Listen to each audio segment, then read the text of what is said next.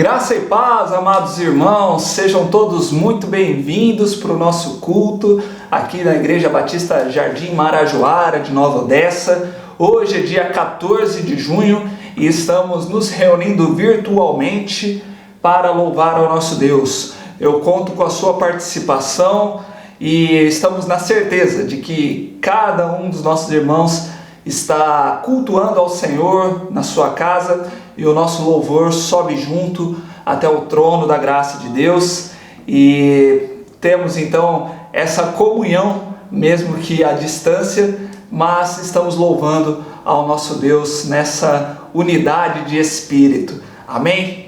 Nesse intuito eu quero te animar, eu quero pedir para que você dedique todo o seu empenho nesse culto, para que você cante ao Senhor, pois Ele merece o melhor do seu esforço, Ele merece que você solte a sua voz mesmo, que você dedique a Ele o máximo possível, que você ore ao Senhor, que você preste atenção na mensagem, se dedique, abra sua Bíblia, ore junto conosco, e o meu desejo é que todos juntos possamos oferecer ao Senhor um louvor, um culto digno ao nome dele que é santo, e que a sua vida também seja edificada aqui através desse momento de culto.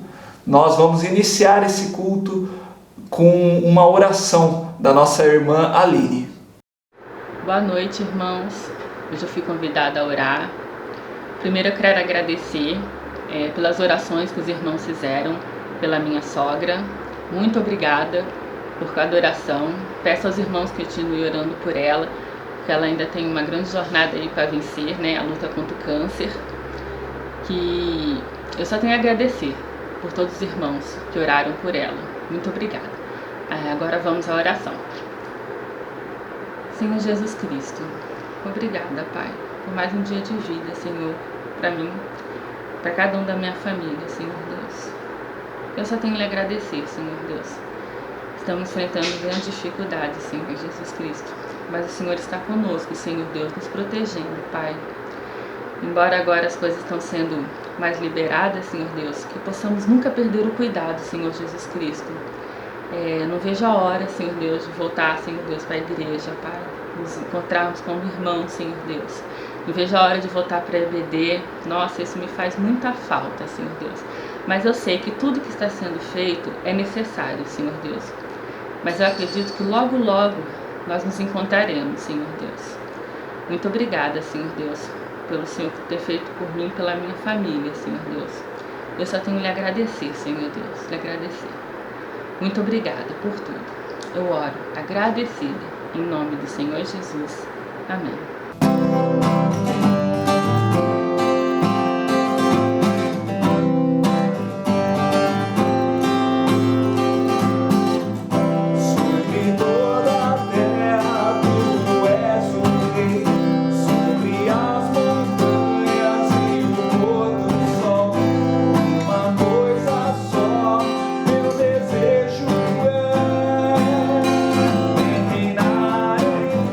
Senhor, reina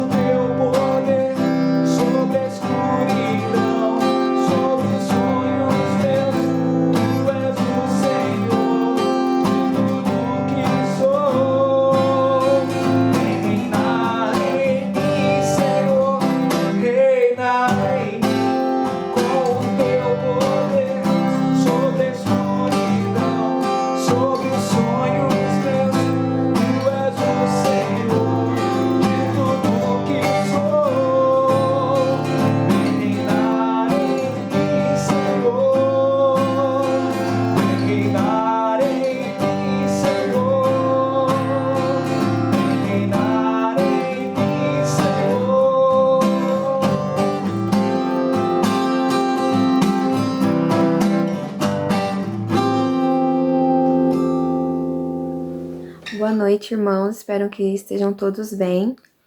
Agora nós vamos fazer a leitura do livro de Joel, capítulo 2, versículo 12 ao 13. O Senhor Deus diz: Mas agora voltem para mim com todo o coração, jejuando, orando e se lamentando, em sinal de arrependimento. Não rasguem as roupas, mas sim o coração. Voltem para o Senhor, nosso Deus, pois Ele é bondoso e misericordioso, é paciente e muito amoroso, e está sempre pronto a mudar de ideia e não castigar.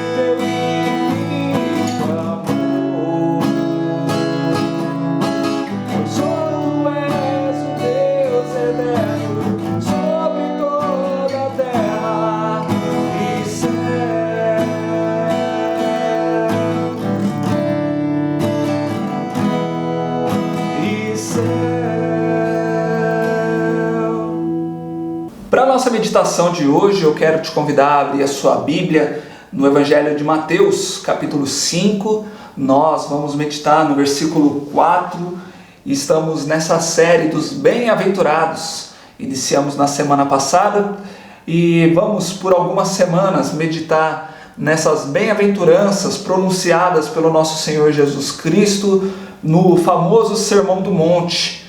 E estamos entendendo o que é ser um servo de Deus, o que é ser um cidadão do reino de Deus e quais as diretrizes do nosso rei para nós, os seus súditos, né? Na semana passada nós entendemos o que é ser um bem-aventurado. É ser alguém feliz, mas não feliz pelas circunstâncias desse mundo. mas alguém que encontrou a felicidade vinda do Senhor, alguém que é completamente abençoado por Deus e se sente feliz dessa forma. Na verdade, nós cremos que é a única felicidade verdadeira. E nós entendemos que o primeiro passo em direção a essa felicidade, para nós sermos bem-aventurados, é eu ser pobre de espírito. Eu entender que eu não tenho mérito algum na minha vida, eu não tenho nenhuma boa obra para apresentar ao Senhor, eu não posso pagar pelos meus pecados, mas eu sou um miserável e dependo completamente do sacrifício de Cristo para pagar pelos meus pecados. E nós entendemos que só os bem-aventurados, só aqueles que são pobres de espírito, poderão fazer parte do reino dos céus. Então é uma premissa básica, para cada um de nós que deseja estar com o Senhor por toda a eternidade. Em primeiro lugar, devemos ser pobres de espírito. E então o texto continua, e nós vamos ler o versículo 4. Jesus diz: bem-aventurados os que choram, pois serão consolados. E essa é outra afirmação que é um paradoxo, Vai de encontro a tudo aquilo que o mundo nos ensina. O mundo nos ensina que nós não devemos chorar, que devemos esconder as nossas lágrimas, que chorar é um sinal de fraqueza e nós não podemos ser fracos, devemos ser fortes. O mundo nos ensina a não olhar para os nossos sofrimentos, mas na verdade que devemos nos distrair dos sofrimentos, Então, não pensa nessas coisas não, vamos pensar em coisas alegres, vamos falar de coisas boas, Ou também tem a famosa expressão, estou rindo para não chorar, E foi até uma brincadeira que eu quis fazer com o título desse sermão, Que nós devemos chorar para depois rir, e o mundo diz que nós devemos rir para não chorar. Na verdade, muitos profissionais da saúde revelam que chorar é algo bom para nós, porque nós aliviamos uma carga interna que nós estamos, aliviamos o estresse, aliviamos uma raiva, uma ira que nós temos ali, e muitas vezes isso nos ajuda a não transformar aquela raiva em uma ação errada para com alguém, seja com as minhas mãos, seja com as minhas palavras, Então, às vezes eu choro e isso me ajuda a não errar em outras áreas, ou até não somatizar, que aquela raiva, que aquele estresse não se torne, então, uma doença na minha vida. E o choro nos ajuda a desaguar. Chorar é muito importante, sim, mas eu quero chamar a sua atenção que quando nós analisamos o contexto desse versículo que nós estamos estudando, não é exatamente isso que o Senhor Jesus está nos falando, que Ele não está fazendo aqui uma promessa para todas as pessoas que choram naturalmente, o choro que nós estamos acostumados a ver na nossa vida. Quando nós olhamos o versículo anterior, de que devemos ser pobres de espírito, e olhamos também os versículos posteriores, que nós vamos ver que é sempre uma atitude espiritual, nós entendemos que quando Jesus fala de choro aqui, Ele não está falando do choro natural, Ele também está falando de um choro na área espiritual. E quando Jesus nos fala dessas pessoas que choram, são as pessoas que choram por causa da doença mais terrível que esse mundo tem. É a doença que causa todas as outras doenças desse mundo, é a doença que causa todos os outros males desse mundo. E, infelizmente, o nosso choro natural geralmente é por causa dos sintomas dessa doença, mas não necessariamente por causa dessa doença em si, pois poucas pessoas conseguem enxergar essa doença. E essa doença a Bíblia chama de pecado. E eu quero abrir um parêntese aqui para nós falarmos a respeito do pecado, pois o entendimento correto a respeito do pecado vai nos ajudar a entender o ensinamento de Jesus a respeito de que aqueles que choram serão consolados. A Bíblia nos diz que pecar é errar o alvo. A Bíblia nos traz vários sinônimos para explicar o que é pecado. Ela diz que é errar o alvo, ela diz que é uma rebeldia contra Deus, ela diz que é uma maldade que nós temos internamente, que cada ser humano tem essa maldade, e ela nos diz então que por sermos pecadores, nos desviamos dos caminhos de Deus. Porque Deus nos criou para glorificar o nome dele. Ele nos criou com propósitos específicos para a nossa vida. Mas desde Adão, nós decidimos nos rebelar contra as vontades de Deus. Não dar ouvidos para aquilo que Deus quer fazer e colocar a nossa própria vontade em primeiro lugar. Então o pecado entra no mundo a partir de Adão, que desobedeceu a Deus. E ele passa a fazer parte então de todos os seres humanos.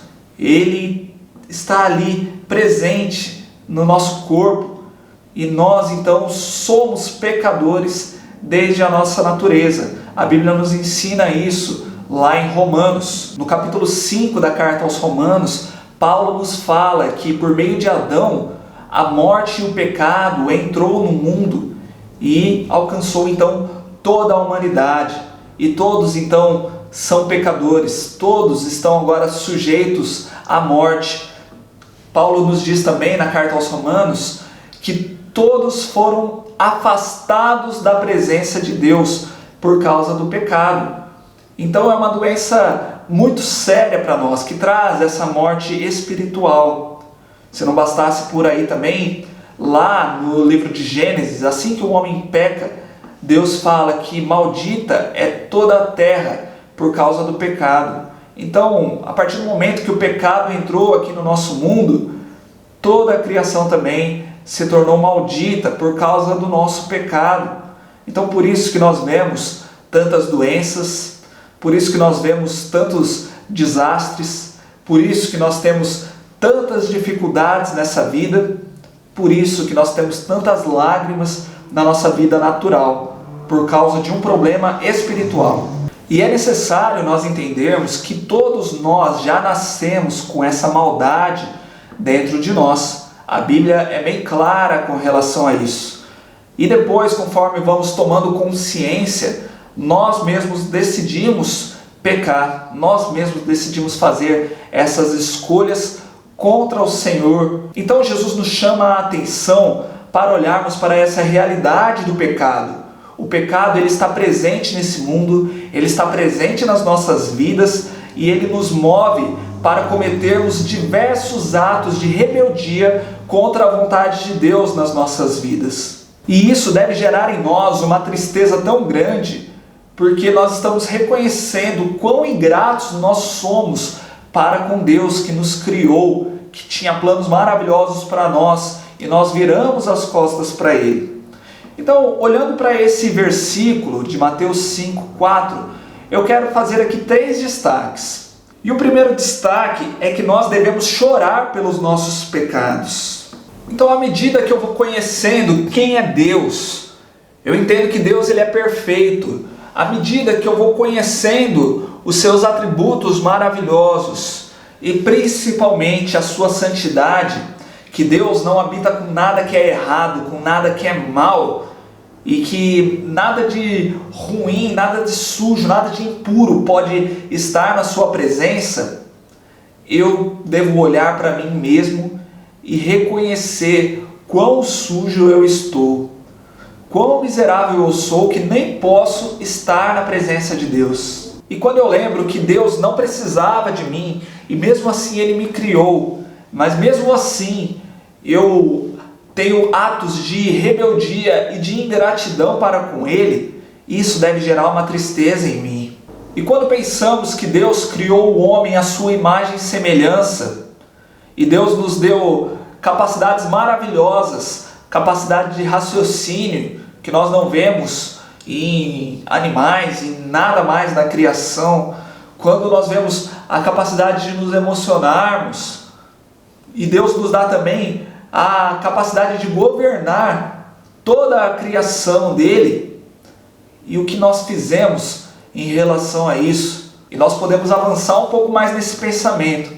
A Bíblia diz que Deus ordena que nós façamos tudo para a sua glória. E será que nós fazemos mesmo? Esse era o propósito de Deus desde o início. Será que nós fazemos tudo para a glória de Deus? Tente pensar na sua última semana, pelo menos.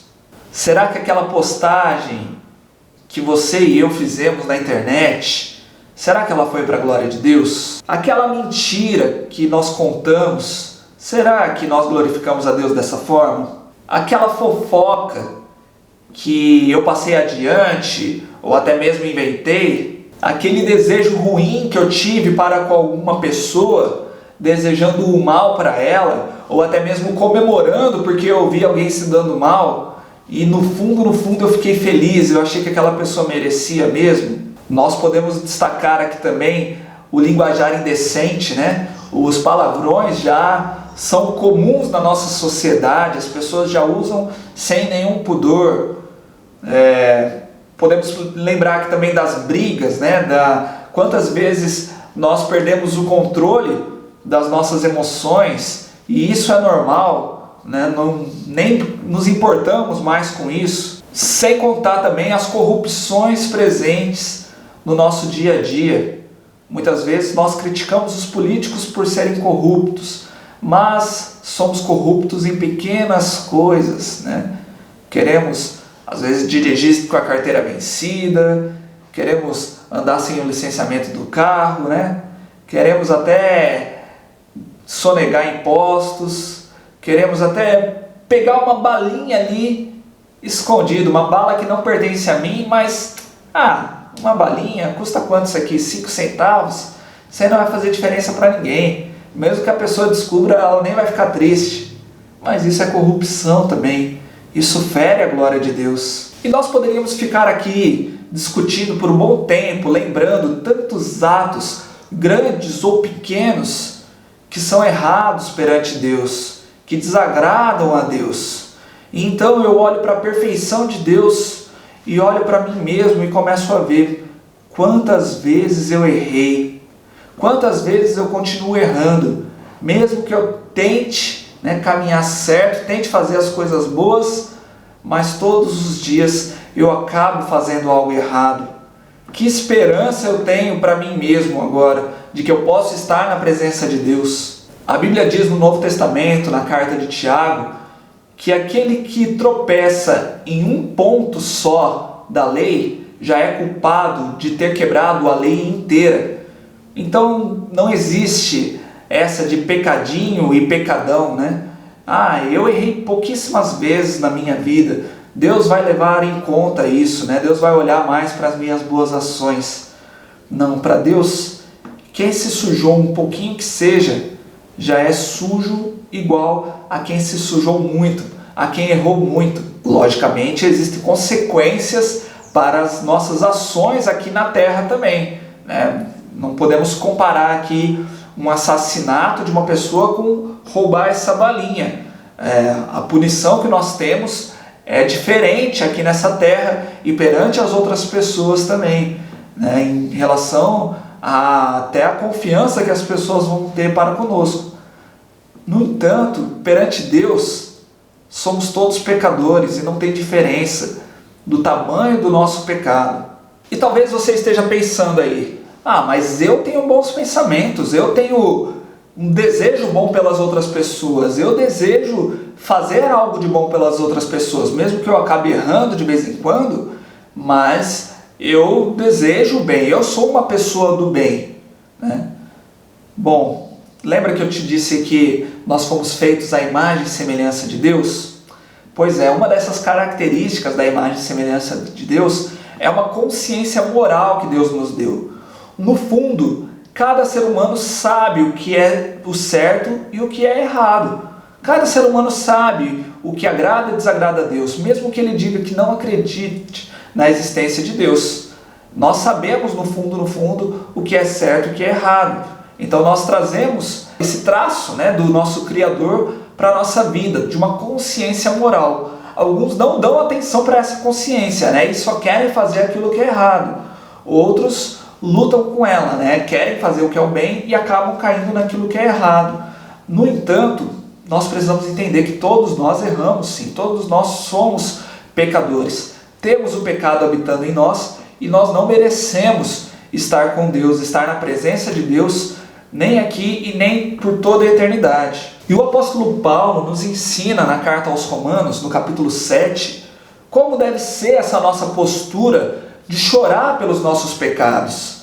Ali naquele capítulo ele vai descrevendo como que ele, mesmo tendo o Espírito de Deus, como que internamente ele deseja fazer aquilo que agrada a Deus, mas ele ainda está preso a esse corpo que tem o pecado também. E é uma luta terrível.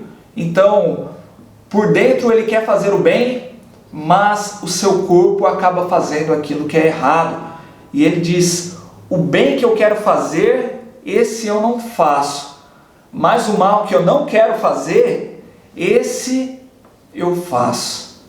E aí ele conclui com uma oração dizendo: miserável homem que sou, quem me livrará do corpo desta morte? Quem pode me livrar desse corpo que traz morte, desse corpo que está marcado, que me leva para essa morte?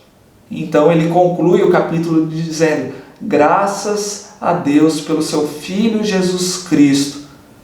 Ou seja, só Ele é que pode nos livrar dessa morte, da consequência do pecado. Então a nossa postura perante Deus deve ser de choro, deve ser de lamento pelos nossos próprios pecados. O segundo destaque que eu gostaria de fazer é que nós devemos chorar pelos pecados no mundo. E Jesus é um grande exemplo para nós nesse ponto, porque Jesus, ele chorou, a Bíblia relata isso. Mas Jesus, ele não tinha pecados. Jesus foi um homem santo, um homem puro. Ele não herdou esse pecado natural. Ele chora, mas por quê? Porque ele vê o pecado no mundo. E eu quero lembrar aqui de duas situações.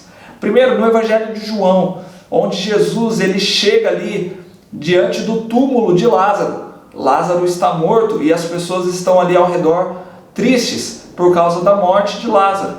E Jesus chora. E algumas pessoas acabam entendendo que Jesus chorou por causa da morte do seu amigo Lázaro, por causa da saudade dele. Mas espera lá, Jesus estava para ressuscitar Lázaro. Essa saudade já iria se amenizar, ele já iria ver Lázaro. Mas por que Jesus chora? Em primeiro lugar, porque Jesus ele vê ali as consequências do pecado nessa terra, trazendo morte, trazendo doenças, trazendo dor, né? E em segundo lugar, porque o pecado também nos traz a incredulidade. O povo via Jesus ali como um Messias, via ele como um profeta de Deus, cria que Jesus poderia ter curado Lázaro, mas não entendia o tamanho do poder de Jesus Cristo, não entendia que ele era o próprio Deus que estava ali no meio deles, não entendia que esse Deus era mais poderoso do que a vida, do que a morte, e não acreditavam que Jesus poderia ressuscitar. Era ali então uma geração incrédula, mas nós também somos assim, e Jesus então ele chora por isso, né? Porque o pecado traz isso, traz uma dureza para o nosso coração, traz uma incredulidade e uma dificuldade de nós até crermos em Deus. Um outro episódio que Jesus chora também é narrado no Evangelho de Lucas, quando Jesus está indo para Jerusalém e assim que ele avista a cidade, ele chora por causa de Jerusalém. Ele chora também pela incredulidade dos habitantes ali de Jerusalém. Jerusalém era a capital dos judeus e também era o centro da adoração a Deus. Ali estava o templo construído para o Senhor, onde o povo se reunia para oferecer os seus sacrifícios, para louvar a Deus. E Jesus olha para tudo aquilo, ele vê o pecado na humanidade, e esse pecado também cegou os homens que nem puderam reconhecer a divindade de Jesus. O próprio Deus estava ali no meio deles, o próprio Deus veio, no meio para intervir em favor deles, e eles não reconheceram a ação de Deus ali. Eles não reconheceram Jesus Cristo como Deus, como Senhor de suas vidas. E pior, prenderam Jesus, crucificaram o Senhor Jesus. Então, o pecado traz consequências amargas. E nós devemos chorar pelo pecado que está presente no mundo também, trazendo doenças, como nós temos visto também aí, muitas doenças, trazendo dores, trazendo morte, trazendo profundas tristezas para os nossos amigos, familiares, entes queridos. O pecado traz também uma dureza nos nossos corações, traz orgulho, traz vaidade. O pecado ele está instalado nos nossos poderes governamentais, né? Nós temos percebido isso dia após dia, há muitos e muitos anos, sempre uma briga ali de orgulho, de ego, de vaidade, por todos os lados. São poucos aqueles que pensam mesmo em prol dos seus cidadãos, do seu povo. Então é muito triste, nós devemos chorar por isso, nós devemos confessar o pecado também do nosso próprio povo, o pecado da nossa nação. Nós devemos pedir perdão ao Senhor pelos nossos pecados e também nos levantarmos como uma voz profética do Senhor, acusando e apontando os pecados que nós vemos nesse mundo. E o terceiro destaque desse texto é que nós recebemos o consolo de Cristo. Para o mundo não há qualquer consolo. As pessoas naturais não podem ter esperança com relação ao seu futuro, com relação à sua eternidade. Mas para aqueles que se lamentam aos pés de Jesus Cristo, esses podem sim encontrar o consolo prometido pelo nosso Senhor e Salvador Jesus, prometido ali no Sermão do Monte e por todas as Escrituras. E ao chorarmos diante do Senhor, ao nos derramarmos diante dos pés de Jesus Cristo, clamando pela sua misericórdia, rasgando o nosso coração ali diante dele, colocando para ele que nós somos pecadores e necessitamos do seu perdão, nós encontramos a sua graça, encontramos o seu perdão, e nós podemos crer na esperança de que ele enxugará dos nossos olhos todas as lágrimas.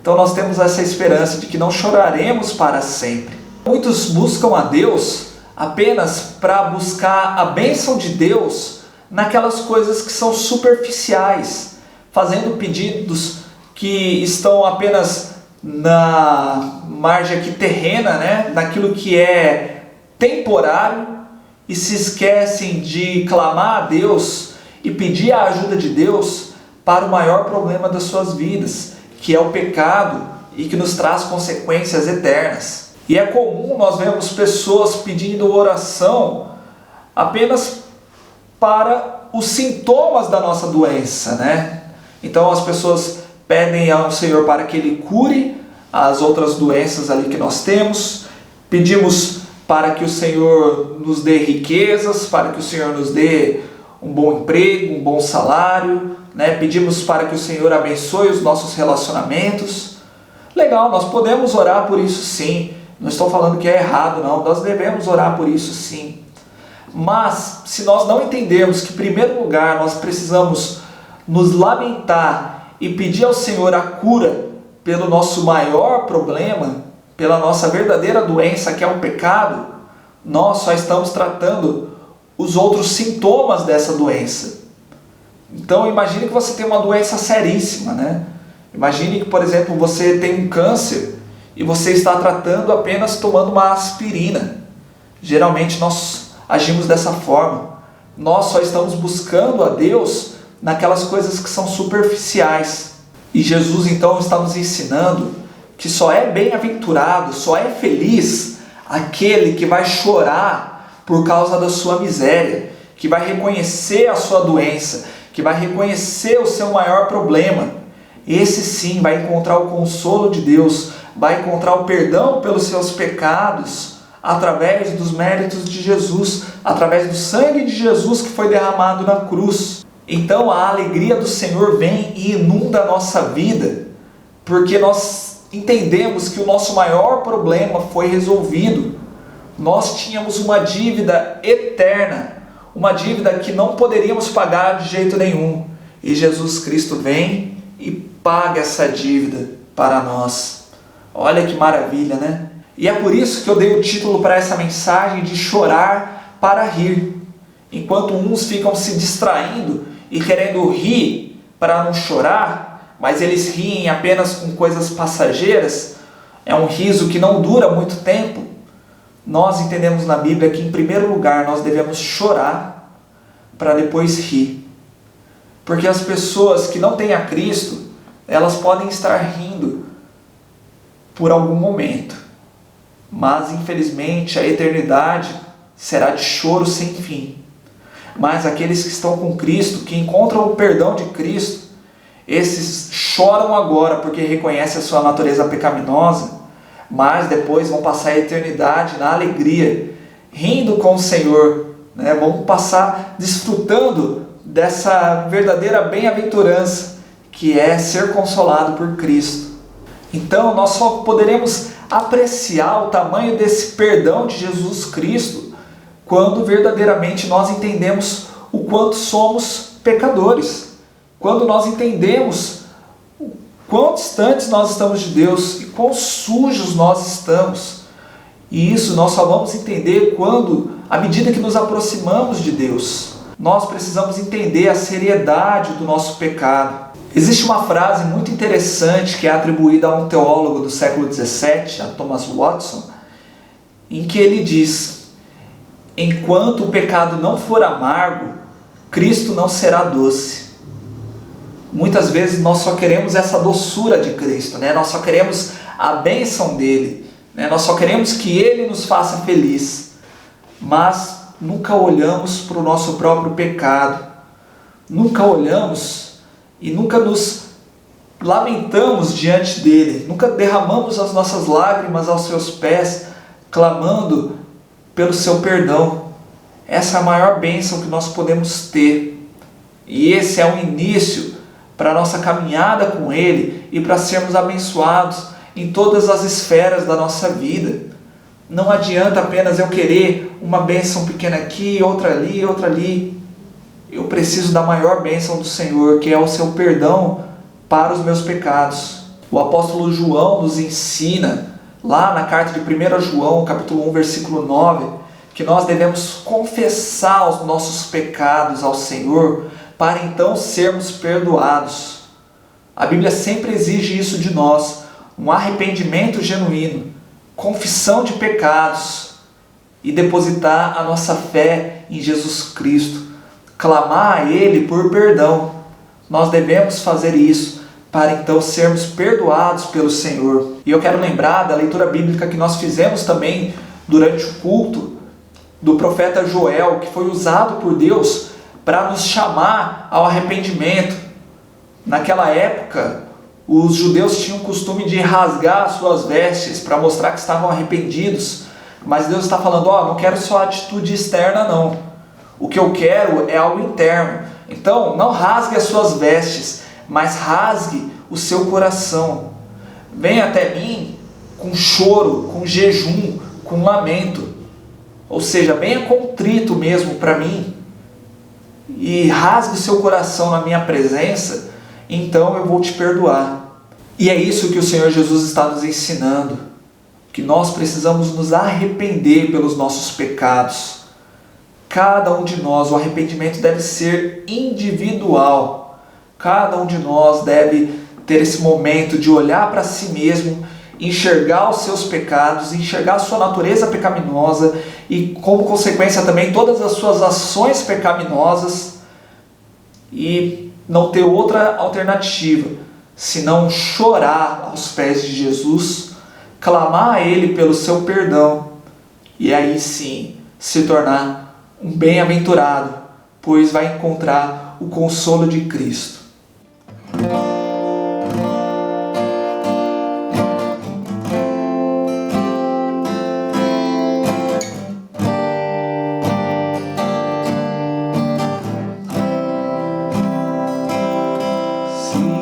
Olhar, Senhor, pra dentro de mim, nada encontrará de bom.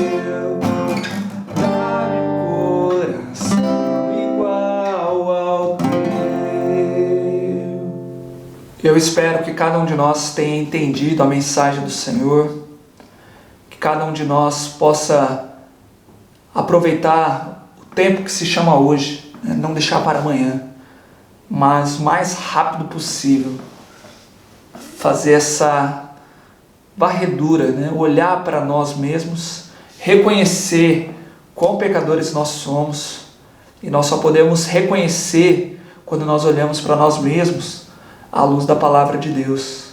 Você precisa ler as Escrituras Sagradas, você precisa buscar o Senhor, conhecer mais sobre Deus, porque é só olhando para a santidade de Deus que nós vemos quão pecadores nós somos.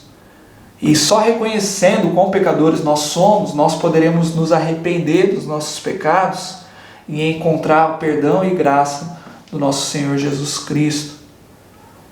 Então, não deixe para depois. Busque esse perdão do Senhor que está sendo oferecido a você nesse momento. Nós vamos orar, mas mais do que essa oração que eu vou fazer aqui, eu quero te convidar a depois separar um tempo e ter um tempo de qualidade com o Senhor, um tempo a sós com Deus, para você conversar com Ele. Fale com Ele com as suas palavras. Todas as nossas orações que nós fazemos ao Senhor, em nome de Jesus, chegam até Ele, Ele ouve e Ele responde de acordo com a sua vontade. Mas Ele é um Deus que nos chama a esse arrependimento, Ele nos convoca para chorarmos aos seus pés, a rasgar o nosso coração diante dEle. E eu quero te convidar a fazer isso depois na sua casa, no seu quarto, no secreto mesmo, e pedir para que o Senhor transforme a sua vida e te dê um novo coração. Vamos orar? Deus amado, obrigado pela Tua palavra, que nos ensina tanto, Pai, e nos promete uma felicidade maravilhosa, uma felicidade que ninguém pode roubar, uma felicidade que nenhuma circunstância pode tirar de nós, e uma felicidade que é eterna.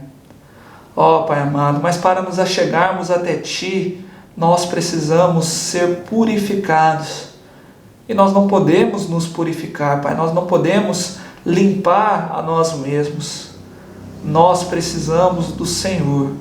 Nós precisamos do Teu sangue, Senhor Jesus, que nos limpa, que nos purifica, para que quando o Senhor olhe para nós, o Senhor possa ver não os nossos méritos, que são totalmente ruins, para que o Senhor não veja o nosso pecado, mas que ao olhar para nós, o Senhor veja a justiça de Cristo, e que possamos ser habitados pelo Teu Santo Espírito. Ó Deus amado, essa é a minha oração. Nos ajuda, Pai, nessa caminhada tão difícil, Pai, nessa vida. Todos os dias, ó Pai, mesmo desejando Te agradar, nós voltamos a cometer pecados diferentes até, e Te desagradamos, mas nos ajuda nessa luta, Pai, que o pecado não se torne normal na nossa vida, que tenhamos repulsa pelo pecado, repulsa por Te desagradar, por viver de uma maneira que o Senhor não deseja. E, Pai amado, eu oro também por todos aqueles que estão nos acompanhando e que estão com os seus corações ardendo nesse momento, que estão sentindo, Pai, a tristeza de estarem longe do Senhor. Ó Pai amado, alcance esses corações, meu Deus, dê coragem a eles para que eles se arrependam dos seus erros e que eles encontrem o perdão do Senhor, que eles encontrem a Tua graça, que eles encontrem o consolo do Senhor, e que eles possam ter essa esperança de que o Senhor vai enxugar dos nossos olhos todas as lágrimas. Então viveremos contigo eternamente uma vida de alegria, uma vida sem tristeza, sem sofrimento, uma vida eterna que começa desde agora e durará para todo sempre. Nós Te agradecemos pela Tua palavra, nós Te agradecemos porque o Senhor ainda se importa conosco e nos permite ouvir a Tua palavra, nos permite conhecer mais do Senhor. E eu Te peço, Pai, que o nosso crescimento do Senhor cresça a cada dia e que possamos estar sempre Te glorificando aqui na terra e para tudo sempre. Eu oro assim em nome de Jesus. Amém. Que o Senhor abençoe sua vida, que o Senhor dê a todos nós uma ótima semana.